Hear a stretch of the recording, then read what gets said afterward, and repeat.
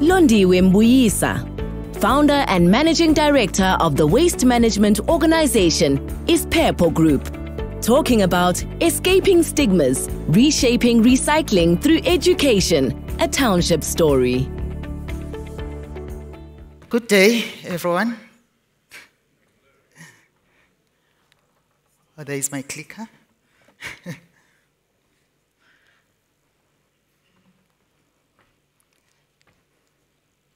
Okay, I would like to kick things off with introducing you to the vibrant township life.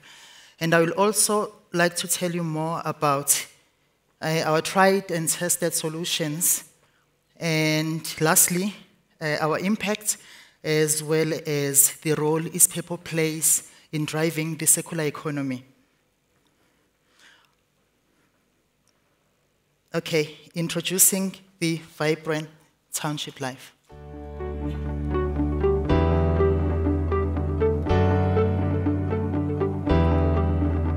Townships are home to many Black South Africans who enjoy the vibrant and thriving township life.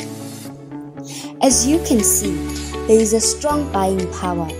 Formal and informal shopping simply thrives, rendering our townships consumption centers. We have spaza shops, shisanyama, and even taverns in every corner. We see more big brands coming to trade in the township malls, providing an opportunity for township people to work and spend their wages closer to where they are, instead of returning it back to the cities like it used to happen in the past. Now, the spike of private and government township investment has created a shift. Townships have become big generators of waste. Whether we go to a school or a university, shops seems to find us, and we keep buying packaged products and, of course, fast food from the streets. We are constantly on the move, but somehow there is waste in every corner. It seems to just catch up with us. Waste even finds us chilling at home. We are in trouble, and solutions are key.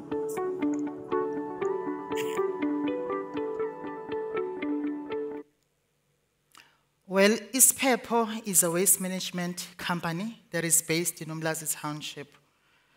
We are waste pickers. We operate 2 buyback centers in Umlazi Township, as well as Newlands East Durban. We facilitate community recycling training and development programs, and we also facilitate separation at source at schools, informal traders, as well as in businesses.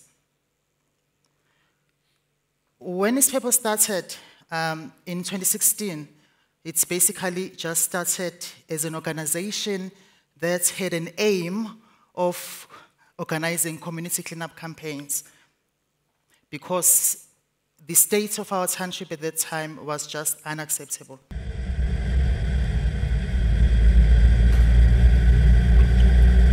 This is a sorry state of Umlazi.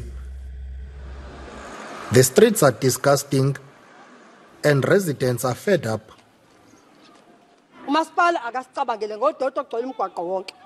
Kusukela phezulu buzubone nje nasemlazi konke nje umlazi. Konke nje konakele nje. Kuyaphitha izimpethe emgaqweni. Asazi ngempefune siyenze njani. Others are accusing the municipality of racism. Indawo yabantu abamnyama yona iza ngemuva, but yabantu abamhlophe yona indawo oqala yazi ukuthi iklineke o ikwazi ukuthi ithole izinto enjenge inqalazinda kanje. Indaba umsebenzi ongalungile kanje obanga awugula obanga amagciwane uzogcwala kanje ingoba thina singabalekile. Business owners say their trade is being affected and the township economy is taking a knock. Thina siphila ngama tourists abantu bangaphandle, so njengoba befika la eThekwini bayakhala ukuthi iThekwini ngcolile udodo ulahle emgaqweni. Okay, the previous 2 slides, or the previous 2 clips, they are showing that there is a common denominator within our townships. Basically, what all our townships share is there's high consumption that exceed collection rates. So that is why we end up seeing all these piles of waste hanging in all these corners in our townships. Also, the previous speaker showcased the state of the Tembisa, which is a township in Johannesburg, to say all our townships, we have all these big townships in the country, we seem to have a common problem. So the problem that we just saw on the clip is not really isolated in Umlazi only. It is shared amongst all the townships, which is why it is sort of critical that we do pay attention to the waste management strategies that exist in our townships. So as society, or as people in the townships, we come up with our own solutions because obviously waste is a problem and no one wants to stay with waste. We take or we send our waste to landfill, we burn our waste, whether we're in schools, whether we're in churches, whether we're at households. We then dump our waste in every open space. We dump by daylight, we dump at night when no one is watching. We even go as far as dumping in our school premises at night when no one is watching. But unfortunately, the problems or how we manage our waste causes problems in our beaches and in our rivers. As you can see there in that picture, there is Isiphepo Team. You find that whenever there is this extreme pollution in our rivers and beaches, collectors like Isiphepo will go there and pick up. We have to go there and pick up. So I want you to picture this on December holidays when I'm sure most of you were on holiday in December. Isiphepo Team, we were going around beaches and Durban beaches and collecting plastic waste from the beach. But surely if we are to look at new strategies or if we are to maximize collection upstream or on land, we can really be avoiding such a situation of these ineffective interventions whereby we keep on collecting and we keep on organizing more and more cleanup campaigns that are just never ending. It just never stops. So as someone that was born in the township, that was born in Umlazi Township, with Isiphepo, we had to really look into the dynamics and the challenges that take place in our community so that we could come up with solutions that will be efficient. The biggest thing that I grew up hearing from my community has been people saying recycling is for rich people, recycling is for people that stay Sandton, Mhlanga, it is not for them. And there's this stigma or there's this perception to say whenever a person is dropping down a piece of paper, they're creating jobs. So now we had a challenge to say if we want to change the situation in our township, what do? We needed to come up with a solution that motivated people to pick up litter or to clean up after themselves, and a solution that can reach many people because, you know, Umlazi Township, it's got a population of like 404,000 people. So for you to be able to make an impact in a township, you need to come up with solutions that can run far, that can spread and reach more people. So, and the biggest thing was, the problem is waste. There's piles of waste lying all over the place. So what do we need to do? We need to be collecting them, or we need the interventions that will be maximizing collections and that will be also maximizing recycling. But obviously, for people to do that, there needs to be value for them. There needs to be returns for them. Introducing Isiphepo solution, education and awareness. I'm sure a lot of people are thinking, they're saying maybe education and awareness, it is not something new. It's an old thing everyone has heard of, education and awareness. Well, yes, environmental education is an intervention that dates back many years back. But our solution or its purpose strategies is impactful because it sort of really focuses in promoting the outputs, which is recycling. So how is our education and awareness different? It is different because we have an understanding that there's a difference between teaching and there's a difference between facilitating purpose-driven learning from when you want to bring change in the group. So our education and awareness campaigns, they drive circularity. They've got an aim that says at the end of the day, we want to have outputs, which is recycling. As you can see there is the team, our education team. We've got a team of 38 youth staff that are instrumental in facilitating all the different programs that we run.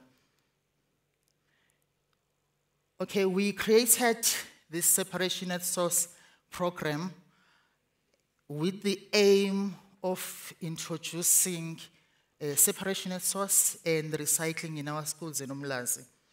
So it became critical that the program that we introduced has value to our teachers as well. When we aligned with CAP's curriculum, it then also added value in the classroom. That is why we are able to also join the teachers when they are teaching. Okay, the program runs or covers grade R to grade 9, and we have seen a lot of impacts on the program because before the program started, there was a lot of burning waste in the school backyards. There was a lot of dumping, and when you went around in the schools to just even ask a learner, do you know anything about recycling? You couldn't really get an answer. But right now we've seen impact, and we've seen our schools getting cleaner, less dumping, and we've seen that learners really appreciate collections. Even when they see our trailer driving up and down the streets, they shout, "Ispepo, Ispepo," which means they appreciate the change that we've brought into their environment. Through this program, we've been crowned 2022 PEDCO Award winners. We are quite proud of ourselves.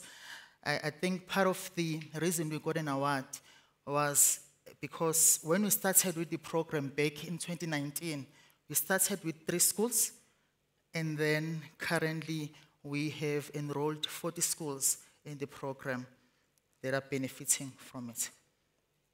Okay, we use different methodologies when we're teaching, but it has become quite important that we get close with the learners, we engage them, we encourage participation, because when you use methods like teaching in a school loan, basically what you get there is everyone standing and looking at you, and you can never really be sure that there is understanding of the content that you are presenting.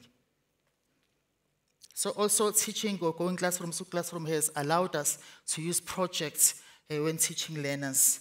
And it has given us an opportunity to be able to assess impact of the program by asking questions at the end of lessons. Yeah. So outdoor learning, when it comes to separation at source, or when it comes to teaching separation at source, outdoor learning has become quite important because it sort of gives our learners a feel of separation. Because now you've got all these different color-coded bins that are there, and you need to by the time you leave the school, they've already practiced, or the separation at source has already started.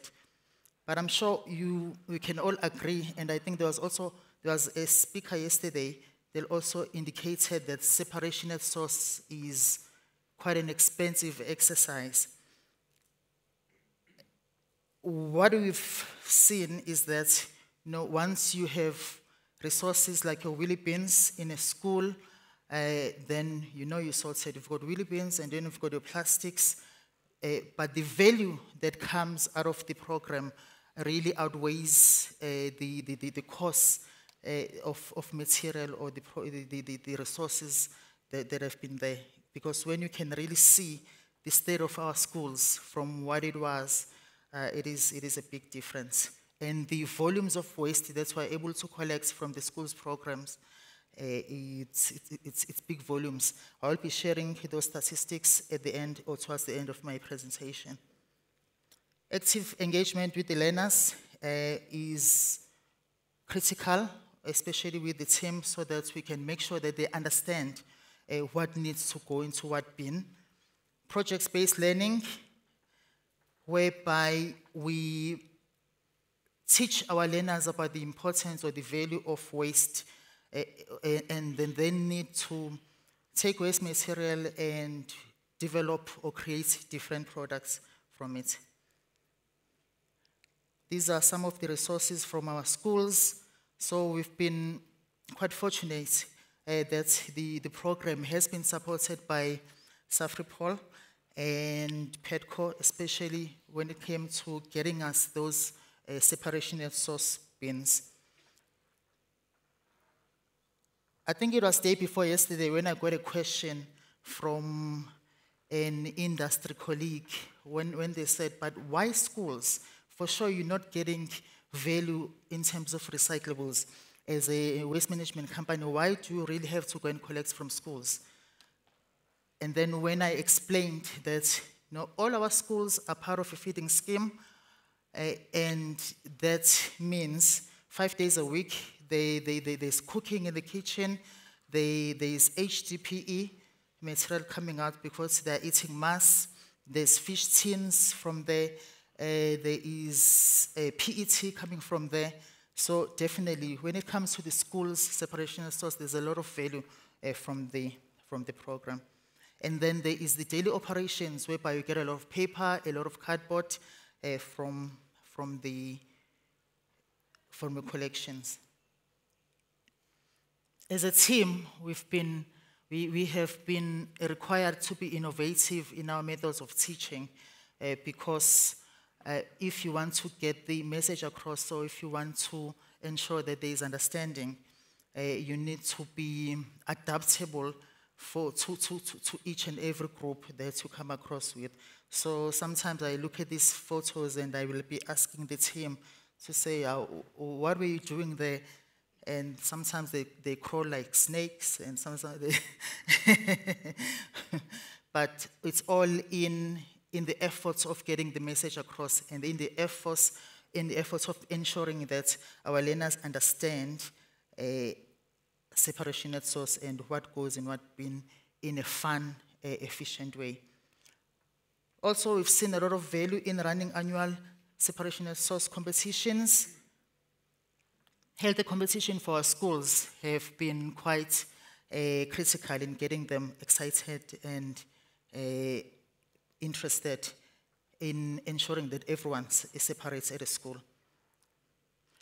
But now with education and awareness, we have seen a lot of value in ensuring that education and awareness cuts across all our touch points. As a waste management company that services the community, we also embark on a lot of education campaigns in households, whereby we encourage our community members to become waste pickers, we encourage them to become wastepreneurs.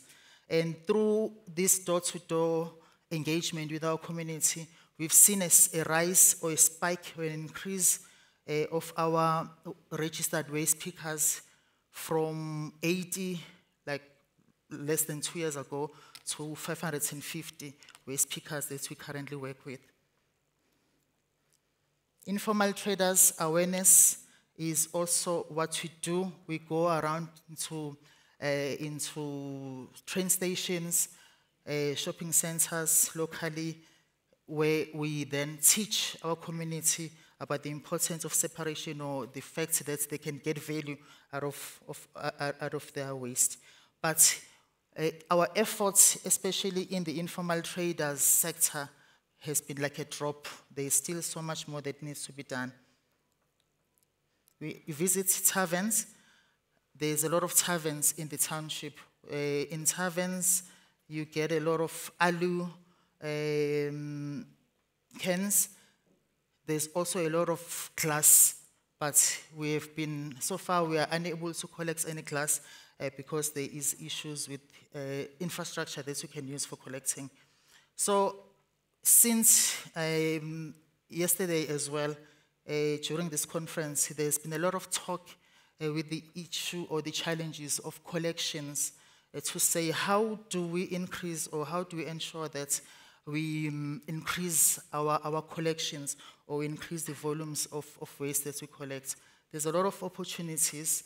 We can do separation at source at churches, separation at source at libraries, health facilities, because when you get there, there's mixing of waste, everything still goes to the landfill. So there's definitely a lot of opportunity. So this is the team. So basically, the joy that we get from all the programs that we facilitate in our communities, that we end up with cleaner communities, but we also create jobs for our youth and also unemployed graduates. 80% of our team is graduates of various fields, which means we have been able to make waste management attractive for our youth, which is really what I believe is an achievement for us. Okay, so lessons learned on the School Separation at Source program is that, with collaboration, we have been able to gain access and to be able to work with all these schools. Collaboration with our government, collaboration with the local councillors, Department of Education, with industry as well. We've seen a lot of value there. Yes, there's still work to be done when it comes to collaboration. There's still much more that needs to be done when it comes to support of the programs. But obviously, the fact that we are able to sit together in one room with our government departments, it's a step in the right direction. When it comes to industry collaboration, the value that we've seen is the resources that we needed with Safripol support, growing our schools from 15 up until 40, because before Safripol supported us, we only had 15 schools, and now we have a total of 40 schools. What we have seen is that we were able to also get support for our schools outside of separation at source. For an example, our schools had a big challenge every day from 10 o'clock to 11 o'clock. Some schools get water cuts at 10 o'clock, some schools get water cuts at 11 o'clock. So this meant every day that the school learners must go home and not finish the day because there's no water. So value in collaboration has given our school support in terms of installation of water tanks. Right now we are running a project where we are installing water tanks in all the 20 schools so that they can be able to get a water connection and not go home. And from that project alone, that was meant to support our recycling schools. We have been able to create 20 local jobs, which means 20 people throughout the project will be able to get income. Project is due for completion in 2 weeks' time. But what we have learned importantly is that all stakeholders in a school, they're quite essential.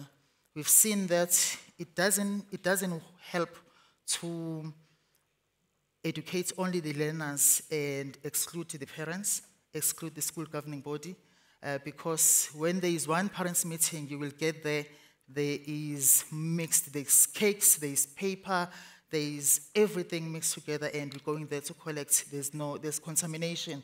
We can't really do anything about that. So we've seen a lot of value in attending parents' meetings. school governing body meetings in the beginning of the year to also introduce them to the project or to the program and let them know that this is a recycling school and this is something that needs to be done every year, because every year there's a change in school governing body, there's a change in, there's new learners coming into the system.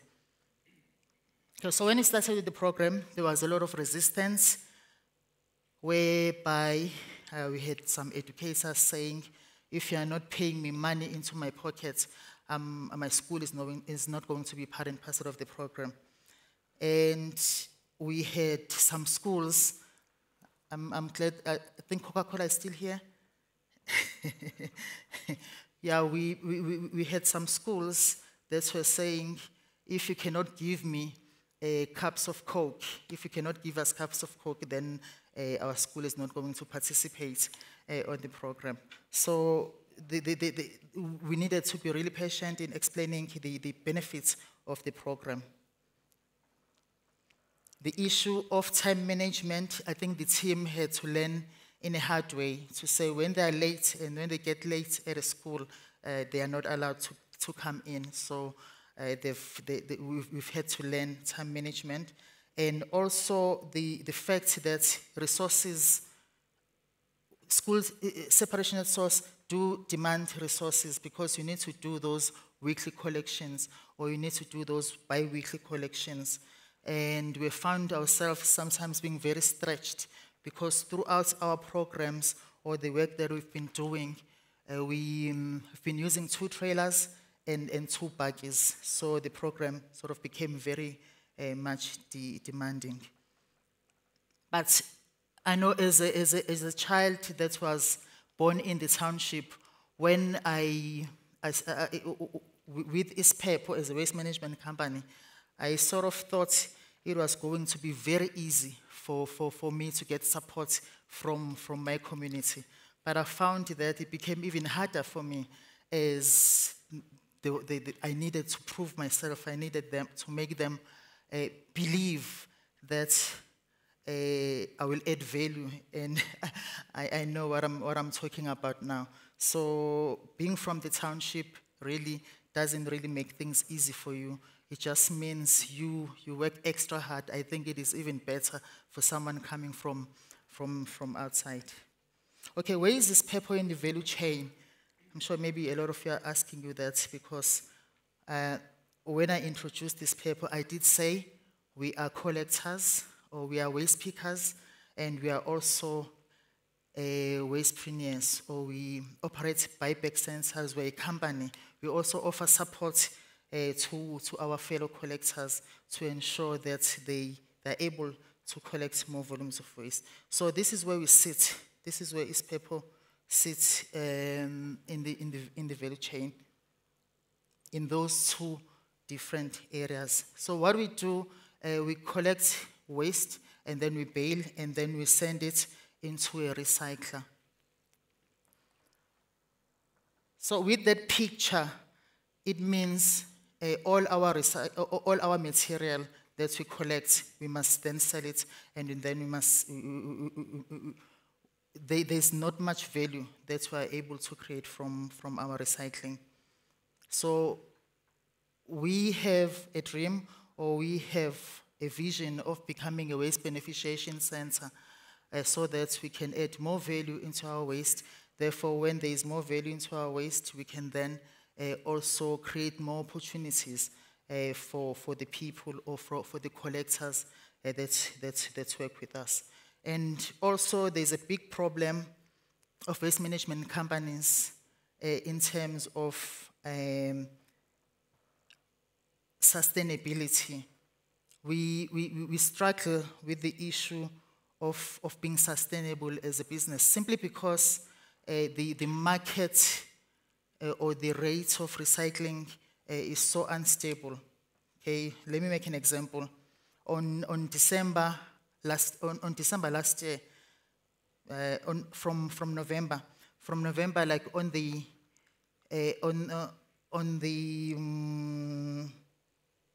like towards the end of November, rate of PET at that time was like 720. Then beginning of January, we had a rate of PET at around 4 rand. By mid-December, we actually had PET rates at a rate of 250, baled material. So you then realize that it is such a challenge if you are relying on baling and selling.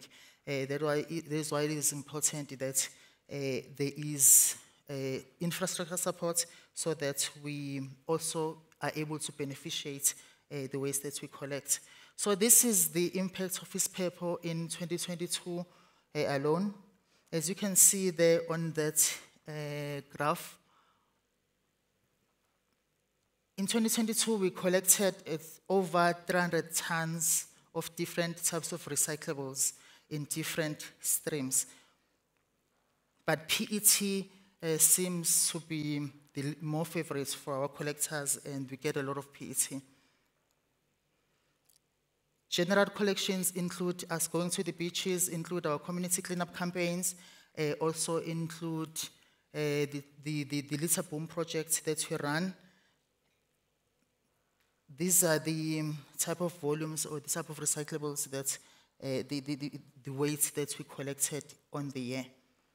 But the important thing to note is that when we started Isphepho like 2 years ago, we only had a mobile buyback facility. We did not allow collectors to come back on site. And this on-site buyback facility only started in October last year. But we were able to collect these very big volumes in just only from October last year. Okay, and school recyclables account for 44% of total recyclables collected, which is really a big achievement for our schools that have never really recycled before. So when you're looking at the different types of recyclables we collect paper, PET, HDPE, tins, alucans, multi-layer. The biggest challenge is that we've got material that we collect from different streams that do not have a market. No one is able to take those material. For an example, we don't have someone that can take polystyrene. We don't have anyone that can take a multi-layer material. So if you are in the room and you know the market for that material, please feel free to get in touch. Okay, quickly, the challenges for us in the township environment is that we find ourselves struggling with support. We find ourselves that we do not get, or let me rephrase that. We find that sometimes you are sitting at home and then you're reading an article and someone says they are supporting Isphepho with infrastructure A and B and C, and you've never even heard of them. I'm not sure if other waste management companies go through the same challenges. And then you will have, like I think in 3 months, in a period of 3 months, maybe I get a total of maybe 3 different people coming into sites and saying, Londi, you've gotten funding, you've gotten support. This is the amount of funding that you are getting. And at the end of the day, 2 years later, they haven't come back. They haven't come back to us. So there is still a lot of exploitation of waste pickers, wastepreneurs by imposters or people that really do not stand for sustainability. But I think they just love coming through to waste pickers. Maybe I'm not sure. I'm not sure why. So we end up asking ourselves really a question that says: is there genuine drive towards sustainability? Is there organizations or companies that are genuinely there wanting to support people that really do the work on the ground? I'm sure a lot of wastepreneurs will disagree with that. But as I'm standing here today, I want to really commend Safripol for the genuine supports that they've provided us. For an example, as an SMME, they've developed us from being an enterprise development, and right now we are a part of their supplier. We are on their supplier database or supplier development, which is like a huge step for us. And also the Safripol Yes program that is facilitated by Mohabi has really been instrumental to give us the team that we have been working with in facilitating all these education programs, cleanup campaigns, because the payroll that huge, we would have never been able to manage on our own.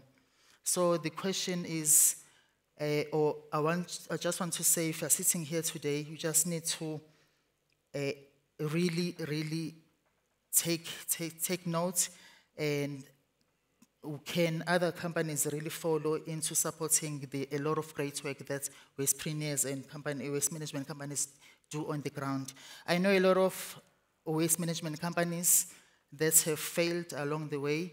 If I can count, I know about 6 in a township that have really been unable to survive simply because the market is so unstable, simply because they couldn't really sustain their businesses.